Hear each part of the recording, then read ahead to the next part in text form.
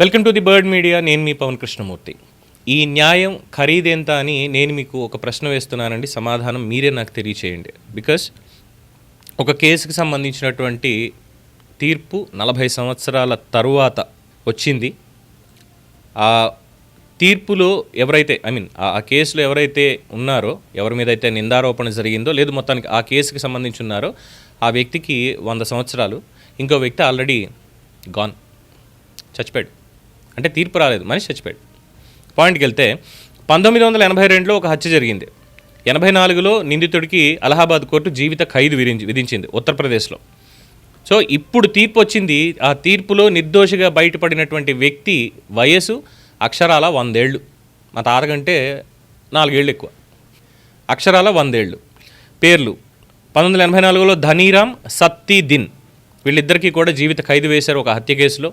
ఆ తర్వాత ఇప్పుడు హైకోర్టు అలహాబాద్ విచారణ జరిపింది. నిందితుడు మైక్ను అరెస్ట్ చేయకపోవడాన్ని ప్రశ్నించింది. అనంతరం ధనీరామ్ అప్పీల్లో నిర్ణయంలో జాప్యము, తర్వాత ప్రాసిక్యూషన్లో లోపాలు, ఇవన్నీ ఎత్తి చూపి న్యాయస్థానం అతన్ని నిర్దోషిగా తేల్చింది. వయసును కూడా పరిగణలోకి తీసుకుని నిర్దోషిగా తేల్చింది. వయసును కూడా. ఇందులో ఇప్పుడు చెప్పండి, ఒక వ్యక్తి చనిపోయాడు, అదొక భూ వివాదం సివిల్ది. యూపీలో 82లో జరిగింది. 83 వరల్డ్ కప్కి ముందు జరిగింది.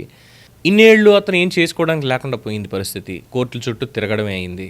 ఒక వ్యక్తి అయితే ఇందులో తీర్పు వస్తుందా లేదా అనే దాంతో కైలాసానికి చేరుకున్నాడు. ఈ తీర్పు ఖరీదెంత అర్థం కానటువంటి పరిస్థితి. ఇదే కాదు, మొన్న కూడా చూసాను, దాదాపు ఒక 50 ఏళ్ల తర్వాత, ఎన్నేళ్ల తర్వాత ఇంకో తీర్పు కూడా వచ్చింది. ₹7.50 దొంగతనం కేసులో, ₹7.50 దొంగతనం కేసులో, ఇఫ్ ఐఎమ్ నాట్ రాంగ్, ₹7 కూడా కాదు, ఇంకా తక్కువే. రూపాయి దొంగతనం ఏదో పేపర్లో చూసినట్టు గుర్తు. ఆ రోజు మాట్లాడదాం అనుకున్నాను కానీ ఎందుకు లేనవసరంగా వదిలేశాను. కానీ అందులో కూడా ఇంతే, దాదాపు ఒక 25-30 ఏళ్ల తర్వాత తీర్పు వచ్చింది. నిర్దోషిగా ఇంట్లో పనిచేస్తున్నటువంటి ఒక వ్యక్తి రూపాయి దొంగతనం చేశాడని కేసు పెట్టారు. పోలీసులు తీసుకెళ్లారు, అరెస్ట్ చేశాడు. తర్వాత బెయిల్ అని ఇంకోటనైంది. కేసు నడిచింది అయింది. రూపాయి దొంగతనం కేసు. ఇక్కడ చూస్తేనేమో అసలు వీళ్ళు హత్య చేయలేదు, నిందితుడు ఎవరైతే ఉన్నారో వాళ్ళని అరెస్ట్ చేయలేదు, ప్రాసిక్యూషన్లో లోపాలు ఉన్నాయి. 40 ఏళ్ల తర్వాత, 4 దశాబ్దాల తర్వాత తీర్పు ఇప్పుడు వచ్చింది. అది కూడా ఏంటి, ఇక్కడ పరిగణలోకి తీసుకునేది 100 ఏళ్ళు.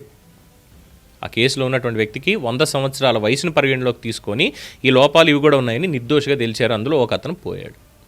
5 కోట్ల కేసులు పెండింగ్, 5.5 కోట్లు, ఇవన్నీ చూస్తూ ఉంటే ద అల్టిమేట్ న్యాయ వ్యవస్థలో ఎవరు ఇక్కడ తప్పు, ఎవరు బాధ్యులు దీనికి?